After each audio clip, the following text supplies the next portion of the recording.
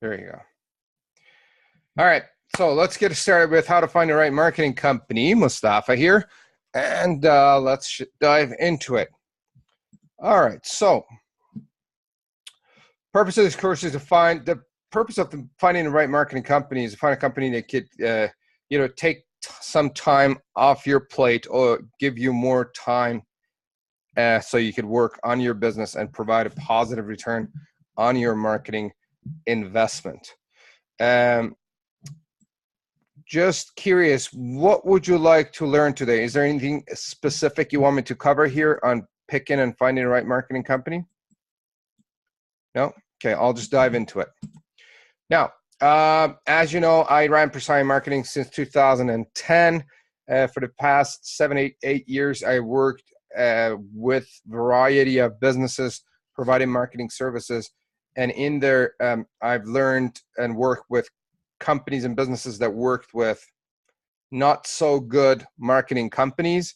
And then I've seen people that work with some great marketing companies. And I'm just going to go over how to pick and choose and what to look for and what to ask the marketing companies. Okay. So how to find the right marketing company. First thing you need to do is what you need to do. Okay. What is it that you're trying to achieve here? Are you trying to get lead generation? Are you trying to get some new customers? Because you have no leads, your phone is not ringing, nothing is really happening. Or the second case is, are you working on lead conversion? That's when your phone is ringing, you talk and meet with people, but they're not converting to paying customers. Okay. So then you need to work and focus on lead conversion. And the last part is client retention. If you have been in business for a while, you have a list of customers and you want to grow your business, but you're not currently doing anything with your list of customers. Okay. You want to reactivate some lost customers. You want to, you want to bring back some lost customers and reactivate some of the inactive or passive customers and bring them in, sell them more, and engage them more. So you could get this based on the marketing plan that you put together in our marketing worksheet. So you would know that, hey, on lead generation, here's what I'm going to do. Lead conversion, here's what I'm going to do. And then client retention. And based on where you're at in your business, you would pick and choose what is important right now. Now, if you have been in business for a few years and you have a list of customers, anywhere 10, 20, 80, 100, 1,000 people on your client list, you want to start with client retention first. Okay. And on our worksheet, it gives you a whole list of client retention activities that you could do. So pick and choose which one you want to do and then find a company for that. Okay. It would say I'm going to start doing some email marketing first, and then I'll go do some send out cards and then re-engage my list and take it from there. Now, here are some type of marketing companies and what they do. Again, going back to your marketing plan sheet. There's some SEO companies that do search engine optimization, bring you higher on Google ranking, which that is has turned into kind of an unstable marketing strategy because Google keeps changing their algorithm. And then one day you're number one, the next day you're not. But it works. People make money out of it. It's a multi-billion-dollar industry. So it works, being on Google and on all that. Then there's search engine marketing, which is advertising on search engines. Okay, you can advertise on Google, you can advertise on Bing, Yahoo, and the rest of them. Email marketing could be used for lead generation. It could be used for lead conversion, and it could be used for client retention. If you've been in business for a few years and you have a list, again, email marketing is a pretty good place to start because it's very leveraged and it's very easy. Direct mail marketing is something like using a direct mail piece to get in touch and stay in touch with your client list, and reactivate them. And the opening rate on actually direct mail marketing pieces is actually pretty high. It's pretty close to 100%. So if you send them a mail, especially if you attach a gift or something to it, to your existing client list, like send them a cookie, brownie, CD, a book or something, it will get opened. So you will engage them with direct mail piece. Then there's pay-per-click on Facebook, and then it works on YouTube, on LinkedIn, and a whole bunch of other places, which is also useful as well. That's for lead generation. It could also be used, well, for conversion and client retention as well. Web design is part of your conversion system. So if you don't have a great website and you're trying or planning to send people to your website, you might have a good website that will convert. So there are companies that specify on these, and there are some companies that do it all. And my advice is to stay away from the guys that try to do everything. Okay. Outside advertising, bus, benches, depending what type of business you're in. So if you're a realtor and you want to, only work with people in Southwest Calgary and you're farming a neighborhood, buses and benches are great for you. If you have a big budget and you want to cover the entire city and you want to advertise on buses and benches, that's great. Video is also very effective. There are companies that specialize in that, on video. And then you could have, use the video advertising on Facebook, on YouTube, on LinkedIn, all over the pretty much web. And video is actually very, very useful. So there are companies that specialize in this, and there are companies that when you walk in, they say, oh yeah, we do everything for you. So you want to stay away from those guys. And I'm going to tell you how. So here's what you need to do. The first step before you do that is you need to figure out your budget, your marketing budget. How much money can you spend? How much money are you willing to spend on it? Okay. So for that, you need to reverse engineer your numbers to determine your budget. So you want to know your current customer acquisition cost. You want to know, and I'm going to give you an example right after this. You want to know the average value of a customer and the lifetime value of your customers. You want to know how much revenue do you want? What is your goal? Let's say that you're $150,000 right now and you want to go to $300,000 or to $1 million. Based on your numbers, how many new customers do you need?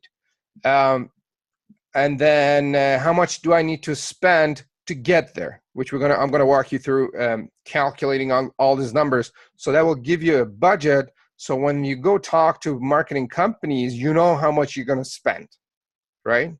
You're not gonna waste your time and their time, and everybody's like up in the air. So here's an example. Let's say that your current customer acquisition cost is $220 per customer. In other words, you spend $220 in terms of a combination of money, time, paying your staff, and all of your costs combined, $220 per customer. It will cost you to get that customer, okay?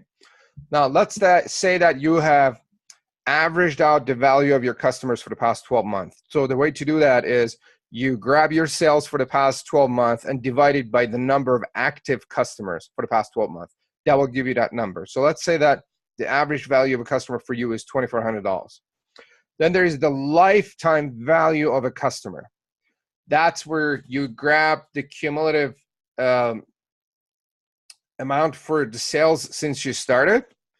And then let's say you started 5 years ago, you grab the number, let's say you have $1 million, and then you divide that by the number of customers, whoever spent money with you.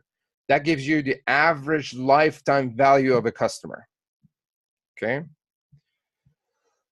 Now, knowing those numbers allows you to know how much money you're willing to spend to get one of those customers.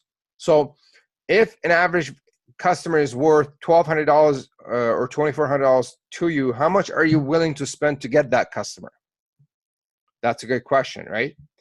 Now, once you know the number, then it makes the decision making a lot easier. So in this case, let's say that you want a $300,000 revenue, and currently you're sitting at $150,000. Now the question becomes, how many new customers do I need to get to my new revenue? So let's say that you're currently at $150,000, you want to be at 300, so the difference is 150 grand. So you divide $150,000 by the average value of a customer, and it gives you 62 and a half customers. So you need to get 62.5 new customers to get to your goals, right? Then what you need to do is calculate how much you need to spend to get that many customers. So what you do is you multiply your customer acquisition cost by the number of new customers that you need, and it gives you $13,750. So you need to spend that much about to get this many customers. Now, these are hypothetical examples. It may vary and change business to business. So next thing you need to do is you need to determine your monthly budget. So you divide that number by 12, and it gives you $1,145 per month. That's what you can spend on your marketing, hoping that you will get that many customers. Any questions so far? It's so self-explanatory and simple, but I wouldn't have known how to do this unless you broke it down for me like this. Yeah, I was actually, yeah, it's pretty simple. But see, once you have these numbers, then you know what you can spend the money on. Then you know, okay, well, I'm gonna, on average, each customer spends $5,000 with me. So I'm willing to spend $2,000 to get a customer. Or the lifetime value of a customer for me on average is $8,000. So I will gladly spend $3,000 to even get a customer. Never mind $220. Yeah. You know what I mean? So it makes it a lot easier. Yeah. Because the previous slide said reverse engineer and I'm thinking, how the heck do I do that? But then here, it's, I don't know. It's nice and simple. That's what I'm trying to say. Yeah. So again, once you have your numbers, and it's always a numbers game, right? Once you know your numbers, then you can plan, you can do the whole thing. All right. So that's that. Let's say you can spend $1,000 a month. Then when you meet with a potential marketing company, when they ask you what's your budget, you say, hey, my budget is this much a month. Now, given that $1,145 is your entire budget, you can allocate your budget to different activities. Or if you know that a surefire way or a company that is specializing in one thing and they're really good at it, then you know that they're going to help you bring customers in and get your phone ringing on a more consistent basis, then you may spend all that money right now with that company to get it going, right? Or you may divide it, say, hey, I can only spend $500 right now because I'm going to spend another $500 on my offline or direct mail marketing and get it going, right? So knowing the numbers is extremely important. Yes, go ahead. Yeah, no, this is really good. This is excellent. That's awesome. Why Richard, welcome. Anyway, so once you figure out your budget, then how do you find the companies? Number one, you ask your friends. Hey, I'm looking for a marketing company.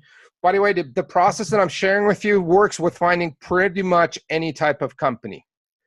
Okay.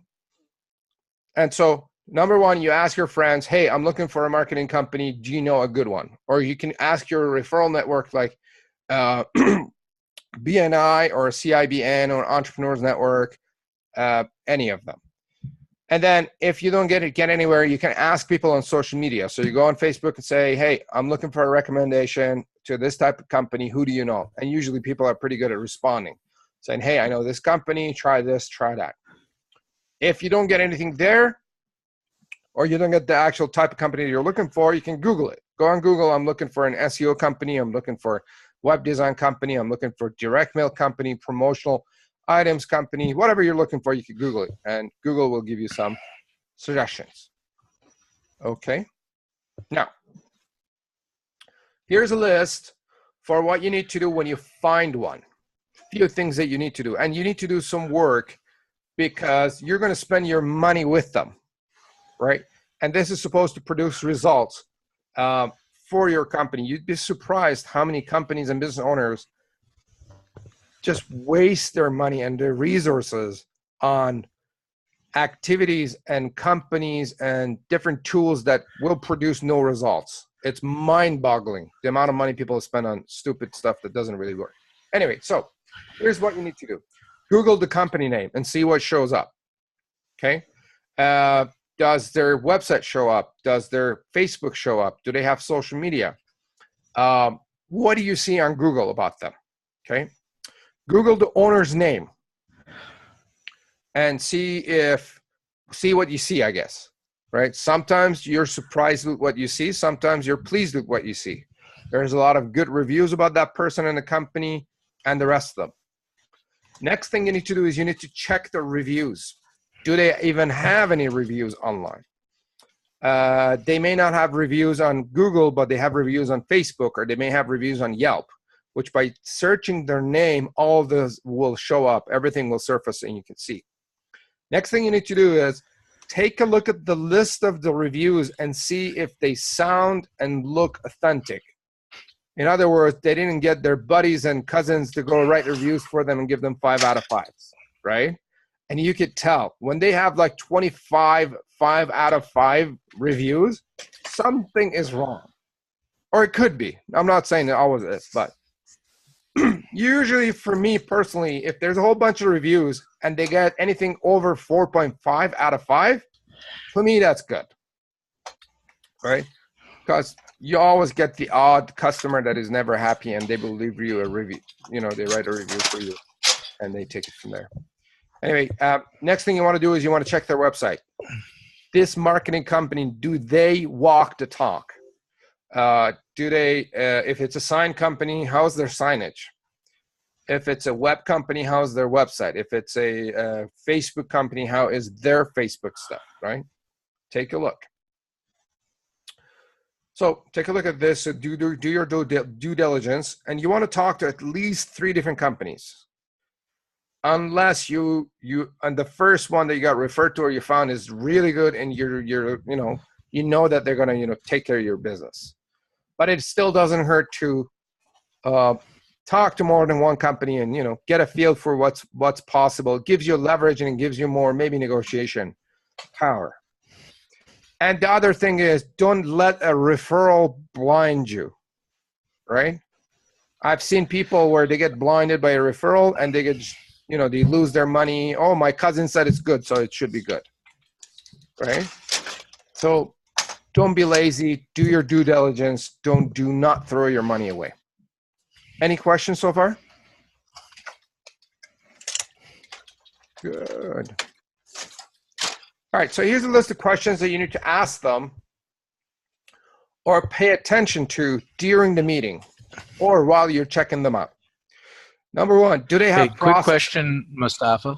Yes, sir. Sorry for interrupting you. I missed the first part of it, plus you got a bunch of really good questions here. Will you be posting this on Facebook so I can go back to it? Yes. Great. So Thanks. The first question, the first slides, I went through figuring out your budget. Let me quickly show you so you're following through if you guys don't mind. So first thing you need to know your customer acquisition cost. How much does it cost you to get a customer? You need to know that number. Then the average value of a customer over the past 12 months. In this case, the example is $2,400. So on average, a customer spends $2,400 with us, and it costs us $220 in time, money, and other resources to get that customer. Now, my existing sales is $150,000, and I want to reach to $300,000. So what I need to do is divide $150,000, which is the difference between where I am and where I want to be, divide 150 grand by average value of a customer, which is $2,400, and it gives me 62 and a half customers. So that's the number of customers that I need to get to my new goal. Does that make sense, Richard? Okay, so I need 62 customers to get there. Now you multiply 62 customers by your customer acquisition cost, $220. That gives you your budget. So you can spend just short of 14 grand to get 62 customers in this example. And then if you divide that by 12, it gives you your monthly marketing budget. That's how much you can spend. Okay, so that's the stuff that you missed, and I'm going to post that in there. So let's Google that. So questions to ask them. So number one, you want to ask and check for processes. Are they showing you the process? Is it very clear in how they're going to do what they promise, or do they say, yeah, just give us the money and we'll take care of it for you, right? Which a lot of companies do. I know it sounds and looks funny, but 98% of companies are like, oh yeah, just give us the money. we'll take care of it for you. You're good in our hands. We have a lot of good customer reviews.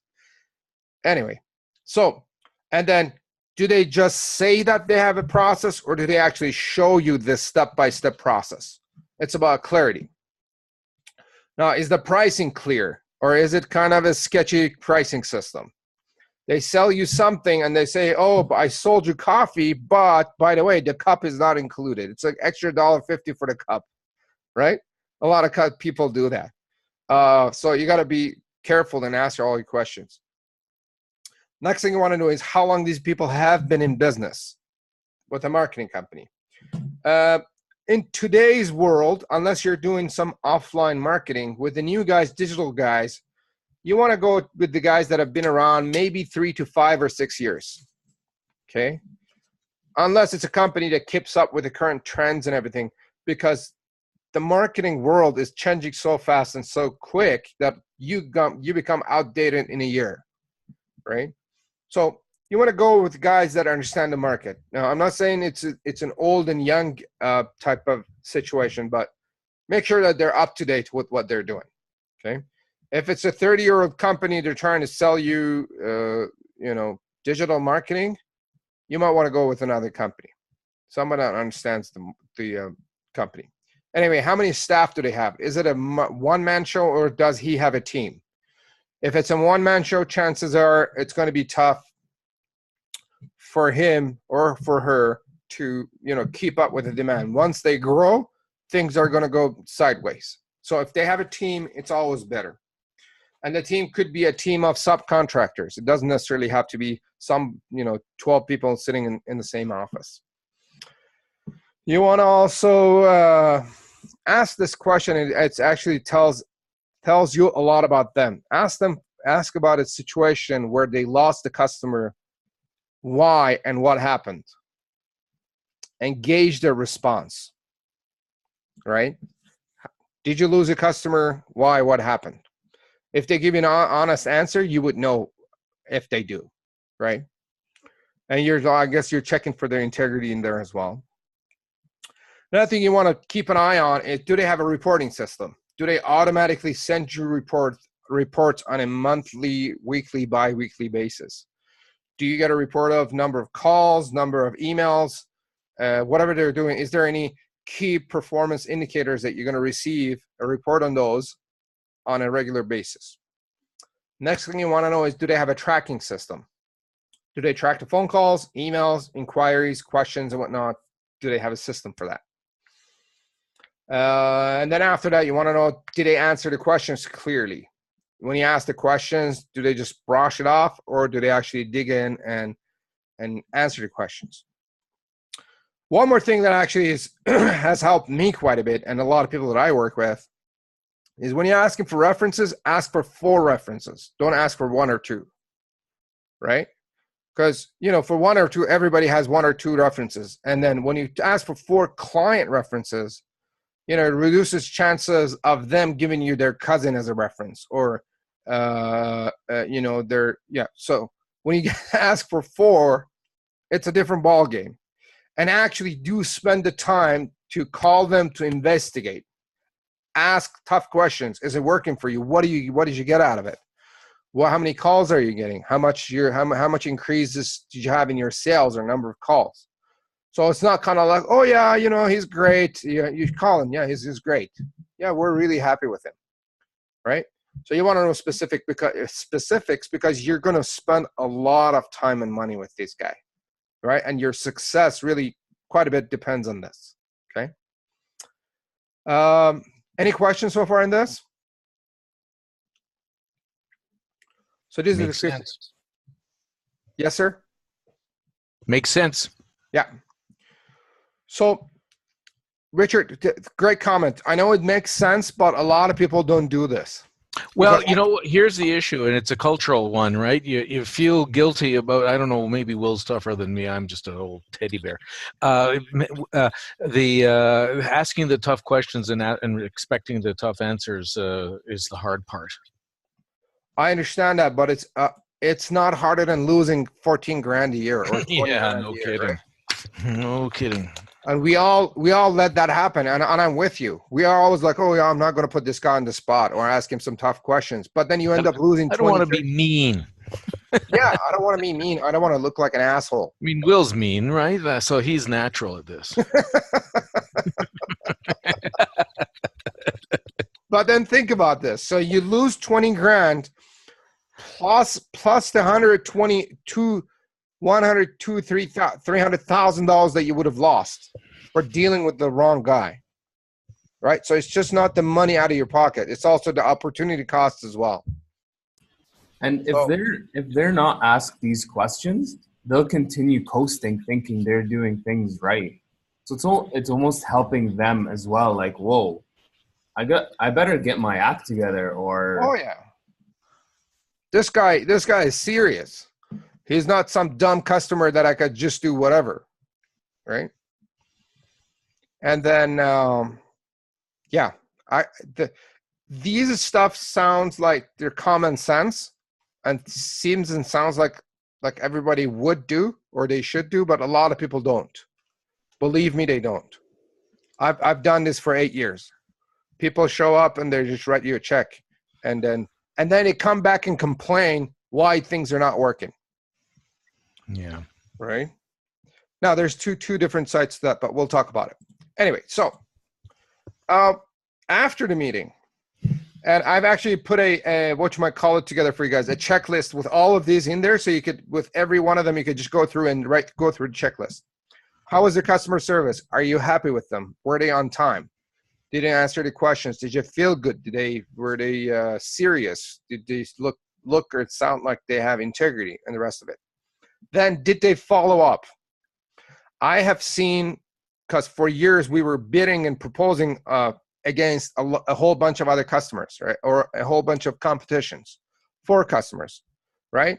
And then I tell the customer, I'm going to give you a proposal in 2 or 3 days. Then the next day or two, I give them a proposal. A week later, I call him up and say, hey, what's happening? He goes, I'm still waiting for the other guy to give me a proposal. And he said that he would give it to me the next day, right? So did they follow up? Did they do what they said they were going to do? Or if they weren't, did they call you and notify you and say, hey, I'm really sorry, I'm going to be late on this, I'm working on it, some emergency came up, but I'm working on it? Did they notify you about the situation and what's happening? Because here's the thing, gang, the way it starts is the way it's going to continue. So if the guy is late on day one, guaranteed he's going to be late on every day, pretty much, right? So you want to keep an eye on that. Are they hungry for business? Are they hungry for growth? Are they hungry for your business? If they don't care about you and your business, you would know, and you would have a gut feeling about that. What else? Overall, do you have a good gut feeling about them? Always trust your gut. If your gut says no, don't go for it. Go find another company. Even if you have to put a little bit of time yourself, or if you have to pay someone else to do it for you. You give them a checklist, maybe your assistant, or I know Richard is working with someone that can help him with that actually quite a bit. Give them a checklist. Be like, hey, I want 3 companies analyzed based on this checklist, and give me whichever works best. Yes, Richard. Nope, I'm just listening. I'm just awesome. Turning it on in case I've got a quick comment. That's all. Beautiful. Okay. So good. So that is it. Let me share with you guys what I have here for you guys on Dropbox. Resources on Dropbox. Let me share my screen with you. You see here a folder called How to Find the Right Marketing Company. And I put together a Excel sheet with all the notes here from my presentation. So determine what you need. Do you need to focus on lead generation, lead conversion, client retention? Task done. Under each, there's a column that says task done, happy with results, and comments. So you go through your budget, determine your customer acquisition cost. You need to reverse engineer your budget. So customer acquisition cost, do you have it? Are you happy with it? Good. Is there any comments? Value of a customer, you put it down. And then by the end, you figure out your budget. Then when you find a company, a potential company, you go through this list, Google their name, Google their first name, last name, check the reviews. Are you happy? Are you not? Good. Is there any comments? And the rest of it. And then what else? After the meeting, here's what you're looking for. Actually, I do need to add some stuff to this, so I'll do it right after the class here today. So you have this checklist that you could go through. You could give it to your staff or your admin person. Say, hey, here's the checklist, and feel free to grab it and modify it to your liking. And then, you could use it for your purposes. Questions on this, gang? Awesome. No, looks good. All right. So we got that on Dropbox. Let me go back to my slideshow from current slide. So that template is on Dropbox. Any questions about this entire process here so far? What I've gone through? All right, perfect. So next thing that I'm going to do is get on to how to track the marketing ROI.